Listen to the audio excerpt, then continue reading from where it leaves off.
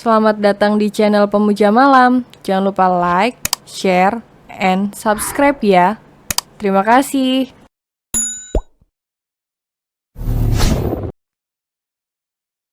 Episode 22 Konsultan Cinta.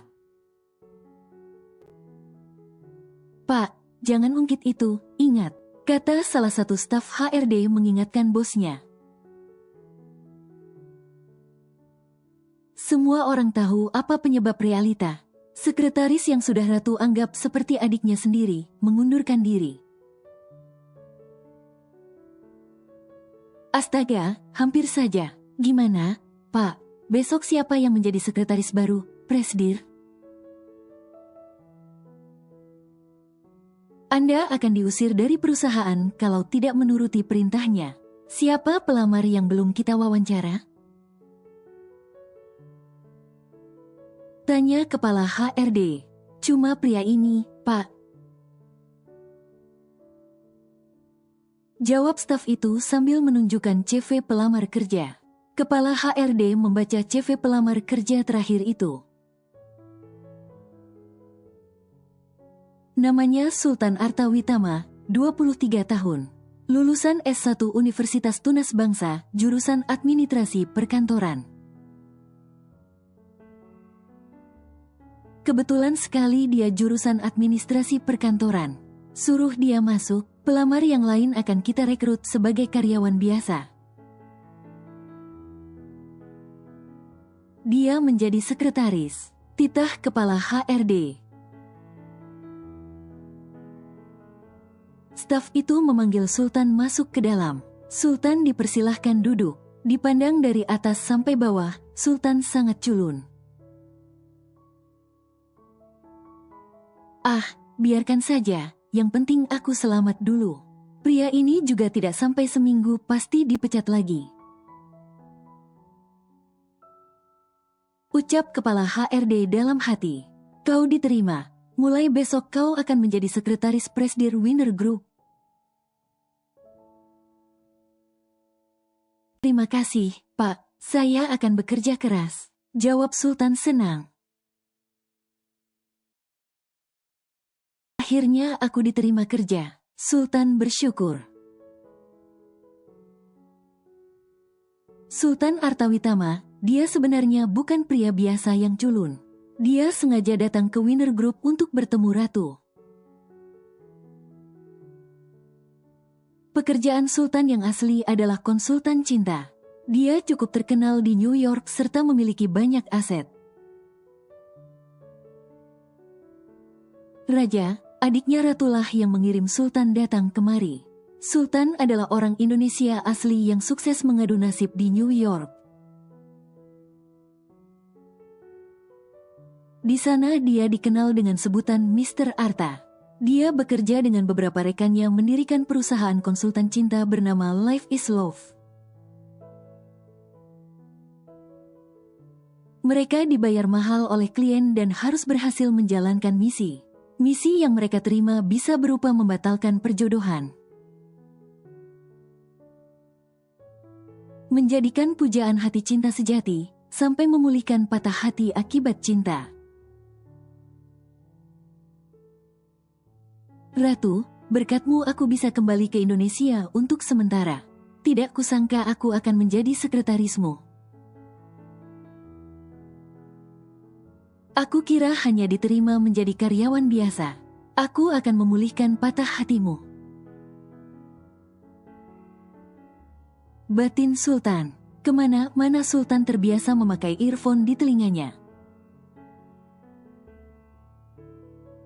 Agar mudah berkomunikasi dengan rekan-rekannya, Sultan menekan earphone kecil di telinganya itu dan berkata,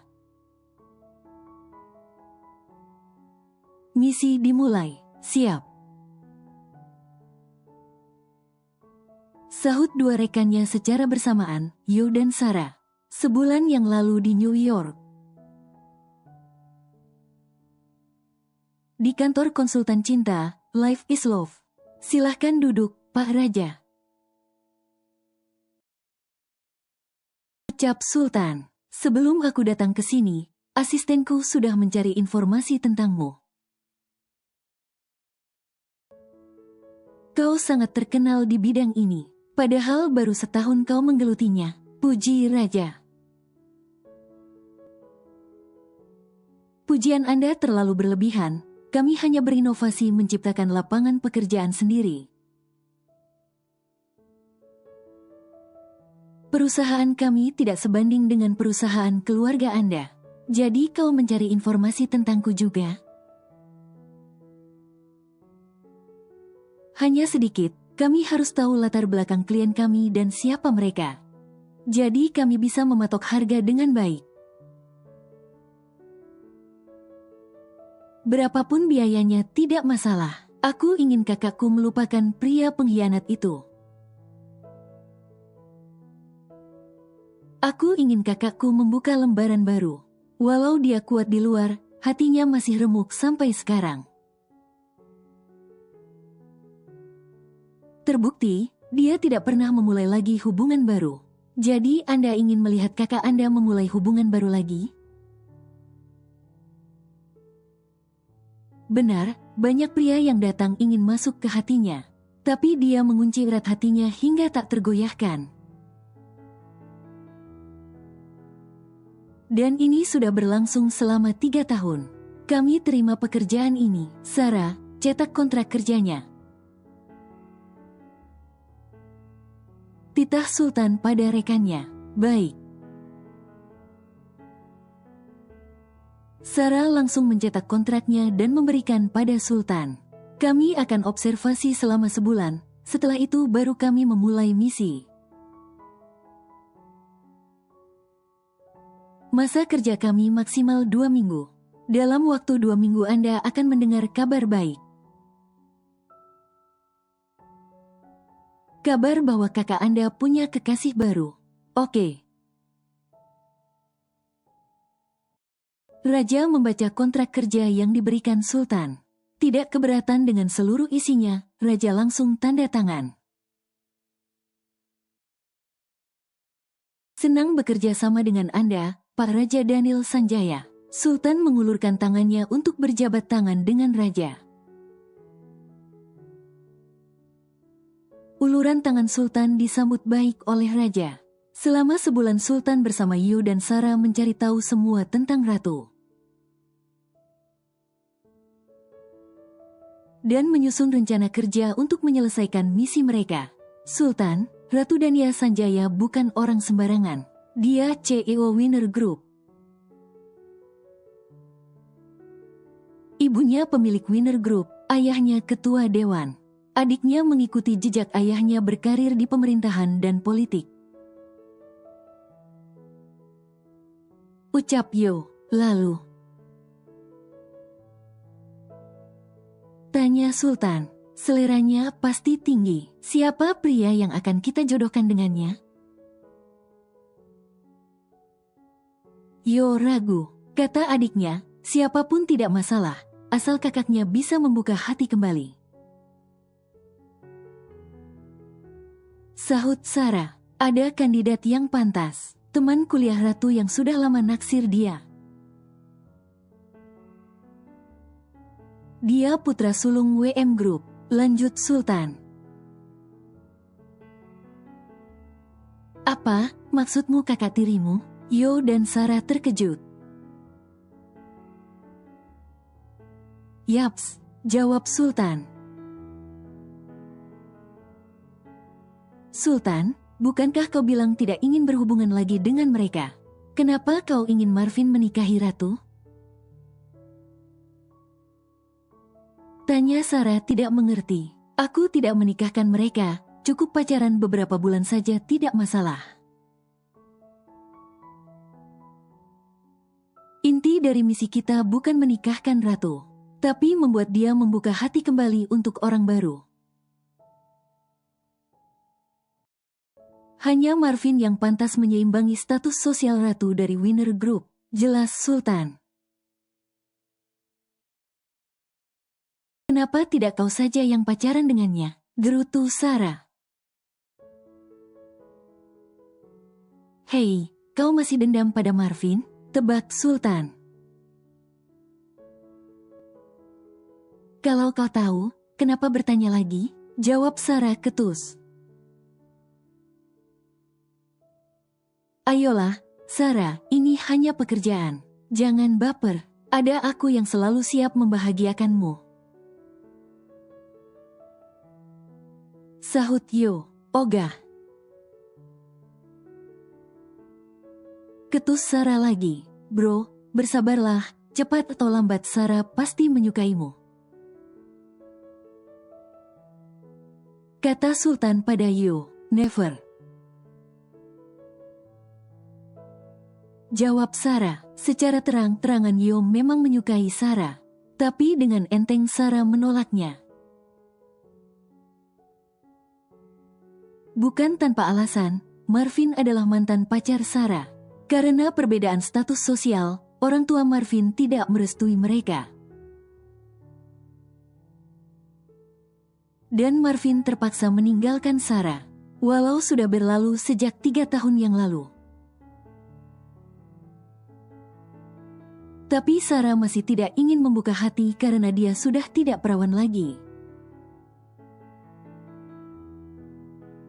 Dia tidak ingin mengecewakan Yo dengan keadaannya. Sultan tahu itu, tapi Yo tidak tahu. Oke, kita sudahi dulu debat kalian dan cinta kalian yang tersendat. Kita fokus ke pekerjaan. Besok kita berangkat ke Jakarta. Kita akan tinggal di sana selama 2 minggu. Aku akan melamar menjadi karyawan biasa di Winner Group. Sarah dan Yo melamar jadi cleaning service. Setuju? Rencana Sultan. Siap. Jawab Yo dan Sarah bersamaan. Hari pertama Sultan bekerja tidak semudah seperti yang telah dia rencanakan. Tadi malam Sultan bersama Yo dan Sarah pergi bersenang-senang ke klub malam. Lalu mabuk-mabukan hingga lupa diri. Akhirnya dia bangun kesiangan. Sultan buru-buru berangkat kerja sementara Yo dan Sarah masih belum bisa dibangunkan. Sialnya lagi, mobil Sultan tidak bisa dihidupkan. Terpaksa Sultan naik bus. Berhubungan tempat tinggal sementara mereka dekat dengan halte. Bodoh, kenapa aku minum tadi malam? Pasti aku langsung dipecat oleh bos galak seperti Ratu. Umpat Sultan pada dirinya. Hei, lepaskan tanganmu dari bokong gadis itu, preman sialan. Titah Ratu. Suara Ratu terdengar nyaring di telinga Sultan.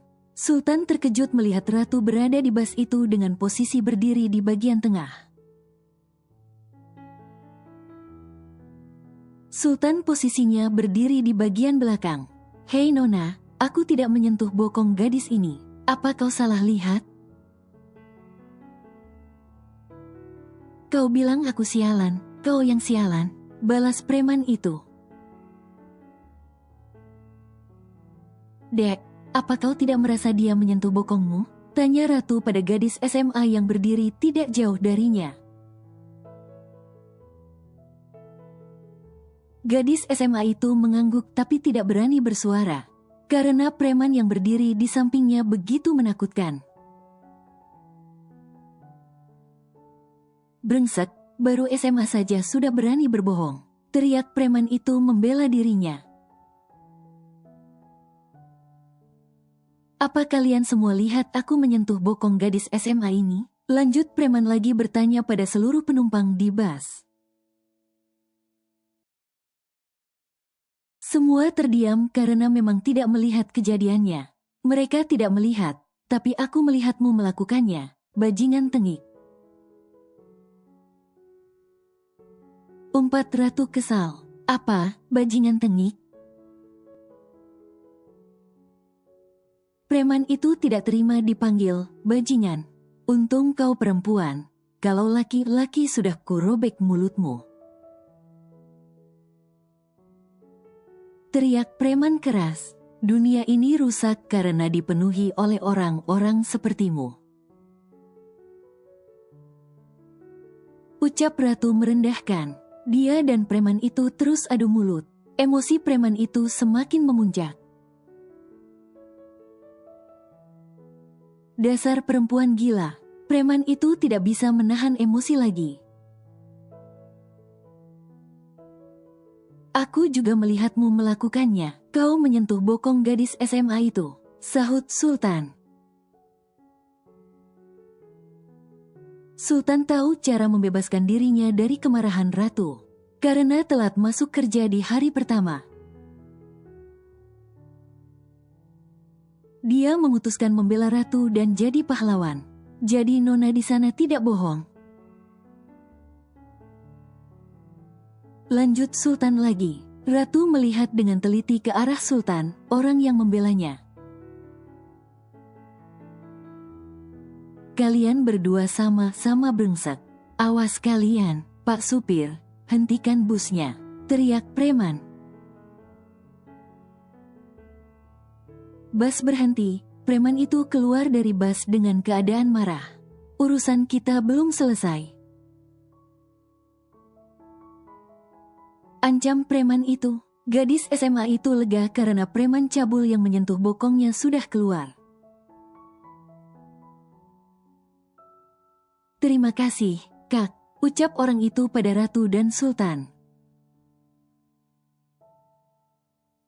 Tidak masalah, jawab sultan. Ratu diam saja dan kembali berwajah dingin. Namamu Elisa Kanaila? Tanya Sultan setelah melihat name tag gadis itu. Benar Kak, jawab Elisa. Kenapa jadi kebetulan begini? Bukankah dia adiknya Realita, orang yang mengambil suami ratu? Batin Sultan. Sultan melihat wajah ratu dingin dan datar. Apa dia mengenali Elisa? Pasti dia hanya pura-pura tidak kenal dengan Elisa. Ternyata kau baik juga, Sultan bicara sendiri dalam hatinya. Kak Ratu, terima kasih sudah menolongku. Aku tidak menyangka bertemu kakak di bus ini. Aku malu sekali, padahal Kak Realita yang mengambil suami kakak bukan aku. Batin Elisa. Bus berhenti di halte bis dekat kantor pusat Winner Group. Ratu dan Sultan keluar dan membayar biaya bus. Sultan mengikuti langkah Ratu masuk ke dalam. Setiba di lobi, Ratu menghentikan langkahnya karena mengira Sultan membuntutinya. Kenapa kau mengikutiku? Tanya Ratu berbalik. Saya bekerja di sini, Nona. Ini hari pertama saya bekerja. Jawab Sultan pura-pura tidak kenal pada Ratu. Hari pertama masuk kerja, dan kau telat. Motor saya mogok di jalan, Nona. Makanya saya naik bus. Jawab Sultan bohong. Ratu terdiam. Tadi mobilnya juga mogok di jalan. Tidak ada sekretaris yang bisa dihubungi. Akhirnya Ratu menaiki bus dan tidak sengaja bertemu Elisa, adik Realita. Kau dari bagian mana? Tanya Ratu. Saya sekretaris baru CEO Winner Group, Nona. Sekretaris, dengan penampilanmu begini? Ratu meremehkan. Bagi saya penampilan tidak penting, Nona. Yang penting adalah kualitas pekerjaan. Ratu merasa tertarik pada pria culun di depannya. Pria yang akan menjadi sekretarisnya. Penilaian pertama Ratu padanya cukup baik. Karena di bas tadi dia membela ratu dengan menyampaikan fakta. Oh ya, kalau begitu ikut aku sekarang. Kita lihat seberapa baik kualitasmu bekerja. Titah ratu. Di bibirnya tergaris senyum penuh arti. Membuat Sultan menelan salivanya dengan susah payah. Ratu membawa Sultan menaiki lift pribadi miliknya. Kau bilang sekretaris baru CEO Winner Group? Akulah CEO Winner Group, Ratu Dania Sanjaya. Sultan pura-pura terkejut. Dia langsung membungkuk 90 derajat. Maafkan atas kelancangan saya, Presdir. Saya tidak akan mengulanginya lagi, ucap Sultan. Lift telah sampai di lantai paling atas. Ikut aku. Titah ratu lagi. Mereka berjalan menuju ruangan ratu. Sesampai di ruang CEO, ratu langsung mengunci ruangan itu. Duduklah, titah ratu. Sultan duduk di sofa, sementara ratu tiba-tiba duduk di sebelah Sultan sambil tersenyum. Apa kau pernah dengar gosip tentang CEO Winner Group? Tanya ratu pada Sultan. Tentu saja Sultan tahu semua gosip tentang ratu. Karena selama sebulan, Sultan sudah observasi bagaimana kehidupan pribadi ratu. Tidak, jawab Sultan bohong.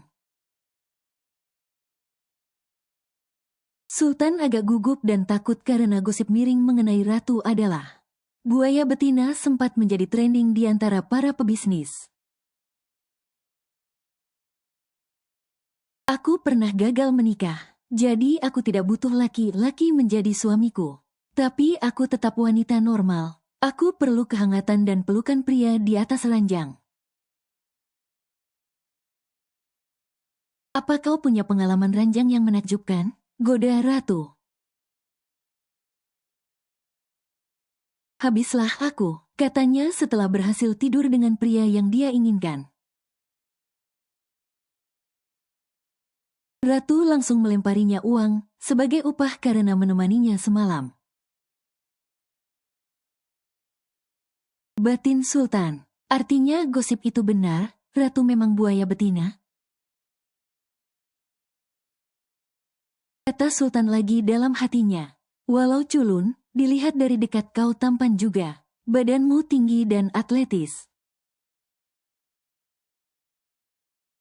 Apa burungmu juga besar? Tanya Ratu Frontal. Jika benar besar, aku ingin mencobanya. Goda Ratu lagi. Sialan, sudah berapa pria yang tidur dengan wanita ini? Dia orang timur, tapi perilakunya seperti orang barat. Apa menjanda memang sulit, hingga mencari kepuasan ranjang dengan cara haram? Harusnya dia menikah saja bukannya membeli pria. Kesal Sultan dalam hatinya. Tapi tunggu dulu, dia serasi dengan Marvin? Bukankah Marvin juga berubah jadi buaya setelah putus dengan Sarah? Ratu bukan wanita seperti yang dipikirkan orang-orang maupun Sultan. Ratu hanya benci dengan pria. Setelah dikhianati Denny, kepercayaan Ratu pada pria nol besar. Saat Ratu didekati pria ataupun mendapat sekretaris pria, Ratu pura-pura menggodanya.